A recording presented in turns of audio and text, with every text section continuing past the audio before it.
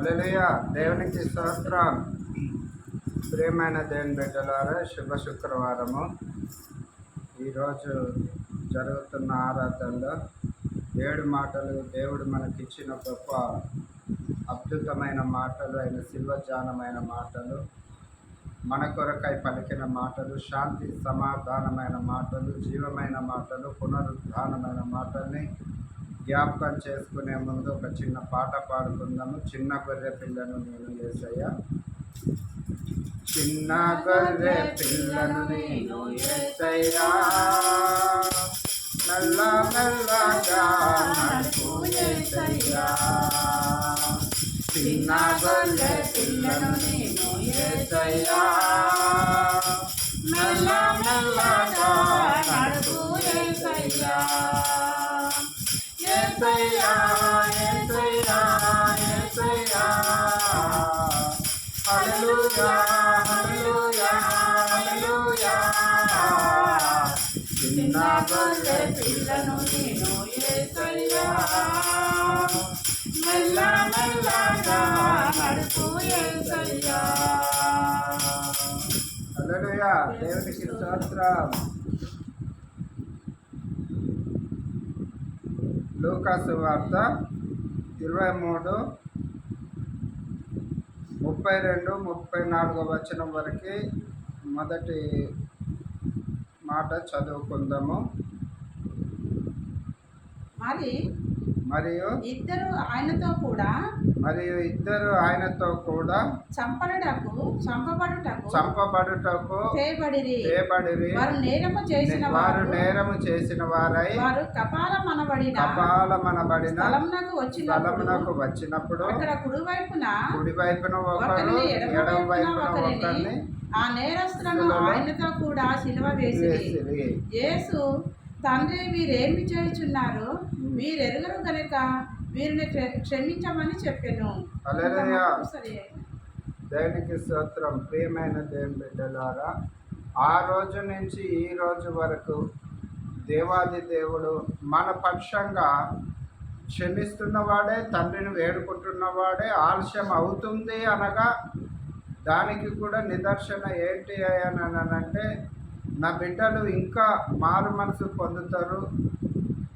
అందరించి పరిశుద్ధాత్మ తండ్రి తన తండ్రిని ఒక మనవి చేసుకుంటున్నాడు. అయ్యా, నేను ఇప్పుడే వెళ్ళినా కనుక, ఇప్పుడే నేను భూమి మీదకి వెళ్తే మరి ఇంకా చాలామంది మారవలసిన వారు ఉన్నారు, చాలామంది తెలుసుకోవలసిన వారు ఉన్నారు, చాలామంది పౌలును పోలిన వారు ఉన్నారు. మరి అటువంటి వారు ఇంకా మారాలి. కాబట్టి అందురించి, తండ్రి, మీరు ఏమి చేయుచున్నారో వీరు వెరగరు గనుక. అందురించి సౌలుని పౌలుగా మార్చిన దేవుడు, పౌలు వంటి వారు సౌలు వంటి వారిని మార్చుటకే దేవుడు ఈ భూమిపైన పేరుతోటి సమస్య కాదు, కానీ వ్యక్తిత్వంతో సమస్య.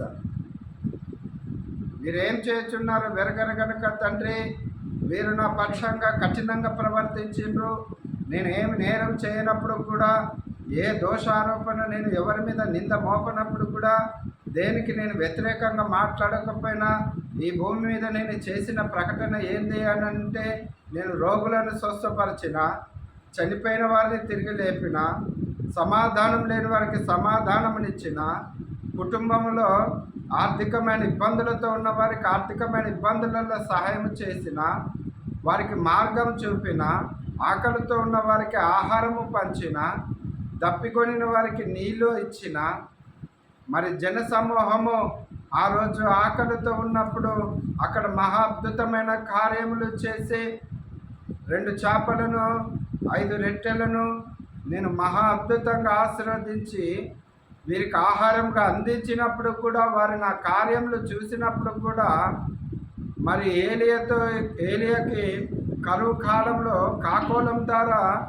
రెట్టే మాసమును ఉదయము సాయంకాలమును మధ్యాహ్నమును పంపించినప్పుడు కూడా మహా అద్భుతములు చూసిన వారు, సారెపదు అనే ఊరిలో మహాపేదెదువరాలు కఠినమైన పరిస్థితులు ఉన్నప్పుడు ఆ తొట్టిలో పిడికడు పిండి, బుట్టిలో కొంచెం నూనె ఉన్నప్పుడు కూడా ఆ గంపయు ఆ నూనెయు ఆశీర్వదించింది కూడా చూసిన వారు జనసమూహము ఆ గ్రామంలో వర్షం కుర్చు వరకు, ఆ గ్రామంలో సమృద్ధిగా అందరూ మేలుకొనుకు వరకు కూడా అక్కడ ఆహారం అందించిన కార్యంలో కూడా చూసిన వారు ఎంతో మందిని స్వస్థపరిచిన వాడిని. అయినప్పుడు కూడా నన్ను దోషిగా నిలబెట్టిండ్రు. తప్పును తప్పుగా నేను చూపించినాను. ఇది మీ జీవితాలకు ఏది మంచిది కాదు. మీరు మనుషులై ఉన్నారు, నేను మనుషుల కొరకే భూమి మీదకి వచ్చిన. మీరు దేని కొరకు మీరు బలియాగం చేయవలసిన అవసరం లేదు. మీ రక్తాన్ని చిందించవలసిన అవసరం లేదు. దేని రక్తాన్ని కూడా చిందించవలసిన అవసరం లేదు. నా రక్తము పాప పరిహారము నిమిత్తం అనేసి పరిశుద్ధ గ్రంథంలో తెలియపరుస్తుంది. ప్రియమైన దేవుని బిడ్డలారా, ఒక మానవుని పాపము క్షమింపబడాలనంటే అది ఏ రీతిగా పరిశుద్ధ గ్రంథం తెలియపరుస్తుందని అంటే ఒక గొర్రె వల్ల కాదు, నోరు లేని మూగ జీవాల వల్ల కాదు, కానీ మనిషి రూపంలో, మనిషి విషయంలో, మనిషి చేసిన పాపాలకు మనిషి పాప పరిహారము రక్తం చిందించాలి. కాబట్టి ఆ పాప పరిహారం నిమిత్తమే మానవ రక్తం నుంచే ఒక మనిషిని క్షమించబడుతుంది. ఒక మానవ రక్తాన్ని కడగబడేటప్పుడు ఒక మానవుని ఆ రక్తము అమూలమై ఉండాలి, పరిశుద్ధమై ఉండాలి. ఆయనే నజరేయుడైన యేసుక్రీస్తు నీ కొరకు నా కొరకు రక్తాన్ని చిందించింది. కొరడాలతో కొట్టబడిండు, ఈపి దున్నపడింది, ఎన్నో అవమానాలు. ప్రియమైన దేవుని బిడ్డలారా, అయినప్పుడు కూడా నోరు మెదపలేదు, పెదవు ఇప్పలేదు. రాజులు సైతము ఏ నేరము లేదే ఈయన యొద్ద. వీరందరూ ఎందుకు ఈయనని నేరస్తుడిగా తీసుకొచ్చిండ్రు, ఎందుకు ఈయనని సిలువేయాలని కేకలు వేస్తున్నారు. బరబ్బని విడుదల చేయి, ఒక దొంగని, నరహత్యలు చేసిన వాడిని, దోచుకున్న వాడిని, మహాకఠినుడైన దొంగని విడిపించండి అని అంటున్నారు. కానీ మరి నీతిమంతుడైన యెహోవాని ఎందుకు ఈ నజరేయుడైన యేసుని సిలువేయమంటున్నారని రాజులకు కూడా అంత చిక్కలేదు. ప్రియమైన దేవుని బిడ్డలారా, మానవులు ఆ రోజు నుంచి ఈ రోజుకు అదే వ్యక్తిత్వంతో, అదే స్వభావాలతో జీవించేవారు ఉన్నారు, ప్రవర్తించేవారు ఉన్నారు. ఆ రీతిగా హేళన చేస్తూ ఆనందపడేవారు కూడా ఉన్నారు. ప్రియమైన దేవుని బిడ్డలారా, మరి అటువంటి పరిస్థితులలో దేవుడు ఏమంటున్నాడంటే, తండ్రి వీరేమి చేయుచున్నారో వెరగరు గనక వీరిని క్షమించమని. గొప్ప మాట. ప్రియమైన దేవుని బిడ్డలారా, ఇక్కడ ఏ గొర్రె దారా, ఏ మేక దారా, ఏ కోడి దారో పాప పరిహారము నీ పాపానికి నా పాపానికి ఏదో బలి అర్పించి, ఆ మూగ జీవాన్ని బలి అర్పించి నా పాపాలు క్షమింపబడ్డాయి అని అంటే మనం సరిపుచ్చుకుంటున్నామేమో, కానీ ఆ విధంగా లేదని పరిశుద్ధ గ్రంథం తెలియపరుస్తుంది. ప్రియమైన దేవుని బిడ్డలారా, మరి క్రైస్తవ జీవితం అని అంటే చాలా పవిత్రమైంది, పరిశుద్ధమైంది. మిమ్మల్ని నేను కడిగి ఉన్నాను నా రక్తం ద్వారా, నా రక్తాన్ని మీకు చిందించి ఉన్నాను. మీరు ఇంకా లోకంలో దేనికి కూడా మీరు నన్ను నమ్మినప్పుడు, లోకం నుంచి వెలుగులకు వచ్చినప్పుడు, చీకట్లో ఉన్నవారు వెలుగును వెంబడిస్తున్నప్పుడు నా వాక్యానికి లోపడండి. నా వాక్యము మీ పాదాలకు దీపమై ఉన్నదని సెలవిస్తున్న దేవుని మాట విని దేవుని అడుగుజాడలో నడిస్తే మనం ఏ పాప పరిహారం విషయంలో కూడా మనము రక్తం చిందించిన వారం అవసరము లేదు. ప్రియమైన దేవుని బిడ్డలారా, నీకు ఏ ఆపదైనా రావచ్చు, ఏ కష్టమైనా రావచ్చు, ఏ దుఃఖ కార్యంలైనా జరగచ్చు, ఎంత అవమానకరమైన జరగచ్చు, అనారోగ్యంగా ఉండొచ్చు, చావు బ్రతుకులో ఉండొచ్చు, మరణ పడక మీద ఉన్నా కూడా నువ్వు దేని విషయంలో కూడా నువ్వు ఏ పాప పరిహారం నిమిత్తము బలి అర్పించవలసిన అవసరం లేదు. నువ్వు ప్రార్థన చేసుకో. నీ కొరకు బలి అర్పించిన నేను నజరేయుడైన యేసుక్రీస్తు నీ మొరను నేను ఆలకించువాడను, నీ పాపాలను కడుగువాడనని సెలవిస్తున్నాడు. ప్రియమైన దేవుని బిడ్డలారా, ఈరోజు మన జీవితాలలో మనము దేని మీద ఆధారపడి ఉంటున్నాము? ఒక్కసారి మనల్ని మనం ఆలోచన చేసుకుందాము.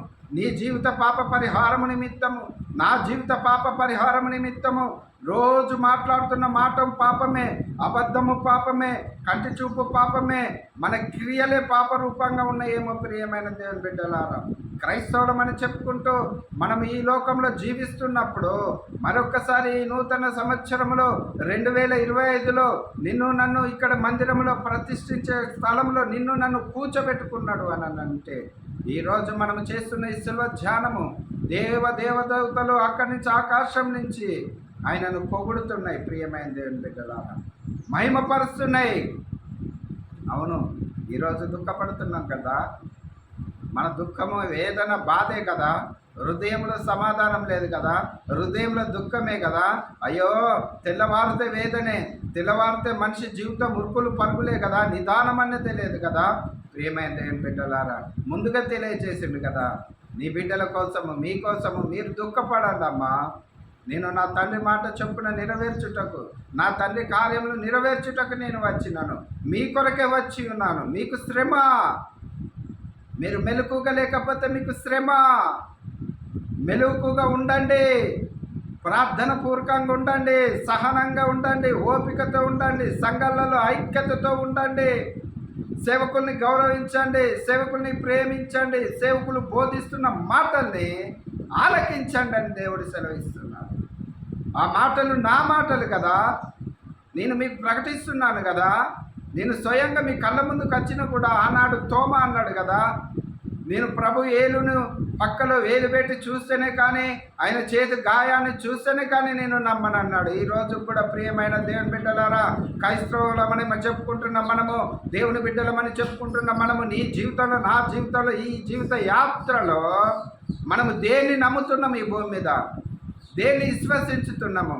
ఆయన ఏనాడో 2000 సంవత్సరాల కిందట ఆహోరణమై ఆకాశమందు ఆసీనుడై ఉన్నవాడు ఆయన వెళ్ళిండు, ఆదరణకర్తను మనకు పంపిండు. ఆయన మన కొరకు అక్కడ సిద్ధపరిచిన స్థలం ఉన్నది. ఆ ఆదరణకర్త ఎవరనగా తండ్రి కుమార పరిశుద్ధాత్ముడు మన మధ్యలో ఉన్నాడు.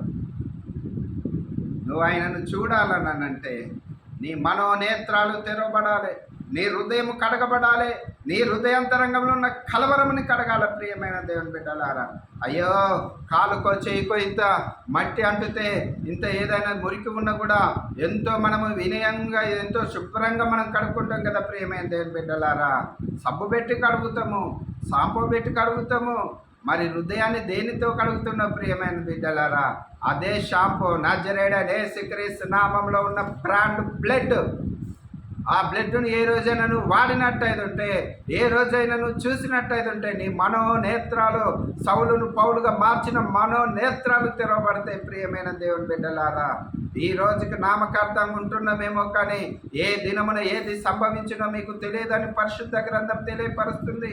ఈ పరిశుద్ధ గ్రంథంలో మాటలను మనం జీవాధారంగా చేసుకొని, మన జీవితాలకు ఆధారంగా చేసుకొని, మన ఈ జీవిత ప్రయాణంలో కొనసాగిన వారంగా ఉండాలి. ప్రియమైన దేవుని బిడ్డలారా, మరి నీ జీవిత యాత్రలో, నా జీవిత యాత్రలో, నీకు ఇచ్చిన గర్భఫలమైన బిడ్డల విషయాలలో, నాకు ఇచ్చిన గర్భఫలమైన బిడ్డల విషయాలలో, మనకిచ్చిన పనులలో, మన సంఘాలలో, మన చేతి పనులలో, గృహాల పట్ల, సంఘాల పట్ల, భార్య భర్తల మధ్యలో, తల్లిదండ్రుల పట్ల మనం ఏమి గౌరవ మర్యాదలతో ఉంటున్నామో ఒక్కసారి ఆలోచన చేసుకుందాం. అవి మేలుకరమైన దేవుని మాటలతో నిలబడ్డ మాటలా, లేదా మన సొంత ఆలోచనలతో? ప్రేమైన మహా అద్భుతమైన రోజులలో ఉన్నాము, మహా అద్భుతమైన సంఘటన స్థలంలో ఉన్నాము, పరిశుద్ధాలయాలలో ఉన్నాము. మనం రోజు వింటున్న మాటలే. అయ్యో ఆదివారం ఒకటే అనుకున్నాము కానీ ప్రియమైన దేవుని బిడ్డలారా, టీవీలలో వస్తుంది కదా, మహామహాభావులు ఎంతోమంది గనులైన వారు, సేవకులు ఎంతోమంది బోధిస్తున్నారు కదా. ఎంతోమంది డబ్బులు వృధా చేస్తూ వాళ్ళు సమయాన్ని సద్వినియోగం చేసుకుంటూ నీ కొరకు నా కొరకు వాక్యాన్ని అందిస్తున్నారు. ప్రియమైన దేవుని బిడ్డలారా, అదే కాకుండా అక్కడక్కడ సమయాలలో కూడా ఆ సేవకుడి దగ్గరికి నువ్వు వెళ్ళలేకపోయినా కూడా, దూర ప్రాంతానికి ఆ సేవకుడిని ఇంటికి రాలేకపోయినా కూడా టీవీ ద్వారా, ఆ మీడియా ద్వారా నీ వద్దకు వస్తున్నాడు కదా. వచ్చినప్పుడు కూడా నీ మనోనేత్రాలు తెరవబడట్లేదా? ప్రియమైన దేవుని బిడ్డలారా, నేను కొన్ని గ్రామాలు దర్శించినప్పుడు కొంతమంది ఏ రీతిగా జీవిస్తున్నారని అంటే, టీవీలలో మహా అద్భుతమైన పాటలు, మహా అద్భుతమైన వాక్యం వినుకుంటేనే వారు ఏం చేస్తున్నారని అంటే, ఒక 10 నిమిషాలలో వారి శరీరకంగా ఏది తీసుకోవాలో అది తీసుకుంటున్నారు. ఆ పాటల ద్వారా వాళ్ళు మళ్ళీ దేవుల్లో ఆనందిస్తున్నారు. అంటే 2 పడవల మీద కాలు వేసి వారు ప్రయాణం కొనసాగిస్తున్నారు. అయ్యా ఏం చేస్తున్నారయ్యా అని అంటే, అయ్యా నేను దేవుని మాటలు వింటున్నా. ఏ మాటలు వింటున్నావు? దేవుని మాటలు వింటున్నా. దేవుని మాటలు వింటున్నప్పుడు హృదయం దేవుడు తెరిచినట్టుగా నీ హృదయం ఇంతవరకు తెరవబడలేదా? ఎందుకు ఆ మొండి కఠినమైన జీవితంలో గడుపుతున్నావు? ఎవరిని మోసం చేస్తున్నావు? నిన్ను నువ్వే మోసం చేసుకుంటున్నావు. ప్రియమైన దేవుని బిడ్డలారా, లేఖనము పరిశుద్ధ గ్రంథం తెలియపరుస్తుంది, దేవుడు ఎక్కరింపబడడు. మోసపోకుడి, మోసపోకుడి. ఎవరిని మోసం చేస్తున్నావు? నిన్ను నువ్వే మోసం చేసుకుంటున్నావు. పాటలు వినుకుంటూ ఆనందపడుతున్నావు. ఏ స్థితిలో ఉన్నావు? మందు పాదాయం తీసుకొని, ఇది ఒక మందు, లోకానుసారమైన మందుని తీసుకొని తాగుడనే వ్యసనములుండి నువ్వు ఇష్టం వచ్చినట్టుగా జీవించుకుంటూ దేవుని సన్నిధానంలో ఆనందించాలనుకుంటున్నావా? ఈరోజు పరిశుద్ధ గ్రంథంలో, పరిశుద్ధాలయాలలో ఈరోజు 7 మాటలు వినవలసిన సమయానికి నువ్వు మందిరానికి వచ్చినవా? రాలేదు కదా. నీ కుటుంబంతో రాలేదు కదా. ఒక్కరే వచ్చిండ్రా, ఇద్దరే వచ్చిండ్రా, మిగతా వారు ఎక్కడ పోయినరు? పనికి పోయినరా? ఈ రోజైనా నీ సమయాన్ని ఇవ్వలేకపోయినావా? నీ సమయాన్ని దేవునికి ఇవ్వలేకపోయినావా? దేవుడు నీకు ఆవిష్కారాన్ని ఇచ్చిండు కదా. సంవత్సరాలు, నెలలు, వారాలు, ప్రతి నిమిషం కూడా పనులలో, ఎండలలో, వానలలో, ప్రయాణాలలో, బాధకరమైన స్థితిలో, వేదనకరమైన స్థితులలో, రోడ్డు ప్రమాదాల నుంచి నిన్ను తప్పించింది ఆయన మందిరానికి నడిపించాలనే బిడ్డలారా. ఆయన మందిరానికి వచ్చినప్పుడు పరలోక రాజ్యానికి చేర్చబడిన వారమైతాము.